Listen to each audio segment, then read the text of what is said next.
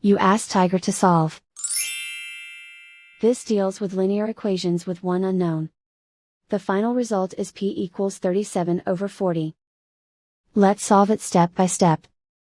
Group all constants on the right side of the equation. Add 3/10 to both sides. Combine the fractions. Combine the numerators. Reduce the zero numerator. Simplify the arithmetic. Find the lowest common denominator. Multiply the denominators. Multiply the numerators. Combine the fractions.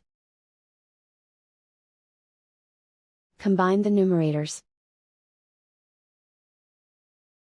And so the final result is p equals 37/40.